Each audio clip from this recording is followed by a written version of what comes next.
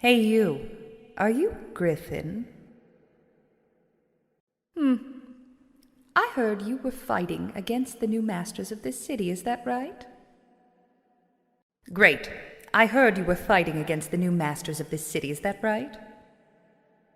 The name's Malice. I own a business dealing in the spice trade, and your new government is costing me some serious money. They won't allow exports to the Shadowling Republic, which means I have to ante my plume every time I come down here to collect a shipment. So here's the deal. I'll help finance your rebellion on 2 conditions. Good. The name's Malice. I own a business dealing in the spice trade, and your new government is costing me some serious money. They won't allow exports to the Shadowling Republic, which means I have to ante my plume every time I come down here to collect a shipment. So here's the deal. I'll help finance your rebellion on 2 conditions. What? Are you kidding? Ante my plume, you know. Risk my plume. It's a figure of speech, fleshling. You do have those up here, don't you? Risk your what? Never mind. I don't want to know. So, do we have a deal or what? In return for my contributing funds to your operation, you do 2 things for me. 1, you protect my spice shipments. Good caravan guards are expensive, and word has it that you've had some success in dealing with the cult. 2, I get a guaranteed cut of the spice market here after the cult is gone. I'm talking 50% here. It costs you nothing, and you get what you need. Do we have a deal? Just say yes, and we can get started. I'm a busy woman. There isn't anything in your hand. I was just saying, I'll finance your rebellion if you'll protect my spice shipments and guarantee me a cut of the spice market after the cult is taken care of. Yes. Look, you can cut the high-minded talk around me, all right? This is war. I want a stake in the post-war spice market, and you want to seize power. We each have the key to something the other wants. Sure, whatever you say. The point is, we both want something, and each of us is better off getting what we want, right? Of course I'm right. You want gold now, and I want the means to keep making more of it. This is a bargain for you. Let's just trade and call it a deal.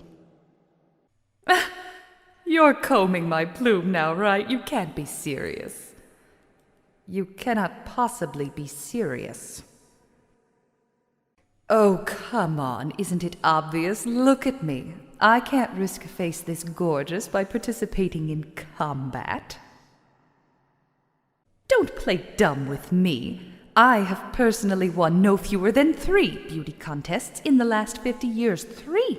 I could have any male in the whole damn Shadowling Republic. Looks like these come along once in a generation tops, and you would have me risk bruising or even scarring? How selfish can you be? Ridiculous. I can't believe I wasted my time on you fleshlings. That's the stupidest thing I've ever heard. I can't believe I wasted my time on you fleshlings. Ridiculous. What do you know about sex appeal? I can't believe I wasted my time on you fleshlings. All right. It will have to do. I'll be in the other room contacting my men if you need me. Yes. I could do with a bit of warrior mystique. It would add some spice to things. All right, I'm convinced. I'll be in the other room contacting my men if you need me. You have a point, fleshling. All right, I'm convinced. It's a deal. I'll be in the other room contacting my men if you need me. Duvalier, that's your name, isn't it? Explain something to me. What do these freaks have against Shadowlings? A girl can't even float down the street without all sorts of uniformed thugs chasing after her. At least not in the way I'm used to being chased after. They called me a Dark One. Dark One. As if that were a bad thing. Everyone knows that black is beautiful. Purple? Purple! Paul! How dare you! I'll have you know that I am still a vibrant red with a distinguished but subtle magenta hue.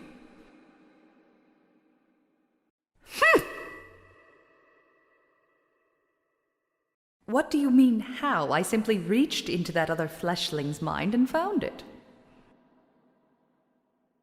Why not? Don't tell me that you don't ever do that. I wouldn't believe you if you did. Oh, how should I know? You all look the same to me. It isn't that one in the back, though. I can tell you that.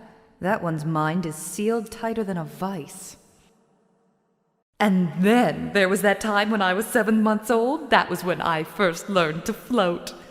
Most shadowlings don't even get that figured out until they're 3 years old. I wasn't even one. My parents always knew I was special, and they made sure that I knew it too. They enrolled me in the most prestigious school in all of Somnus, where I was tutored by none other than the great scholar Nocturnus. And then my father was called upon to serve in the Civil War when I was 49 years old, so Mom and I ran the family business while he was gone.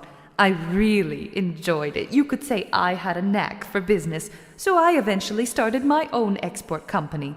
Ravenel is the place to go for spices, and the market for them in Somnus has been exploding over the past few decades. So I buy them cheap here and sell them there at a profit. It never used to be a problem doing it this way. Fleshlings in Ravenel are familiar with Psi, since there are so many of you with it here. More so than anywhere else I've been. And fleshlings here at least know what a shadowling is, even if they don't see us around that often. So I could come here and float down the street, and all I had to worry about were anonymous admirers. But that fanatical religious government of yours has been jailing all of my contacts down here. I can't even begin to tell you how much money that's cost me. Luckily, I have a good deal of money tucked away in a personal savings account back in Somnus, including my winnings from all the beauty contests I've been in. Yes, have I told you about the beauty contests I've won? I won 3 just in the last 50 years, including first prize at the prestigious Shadowling Beauty Ball.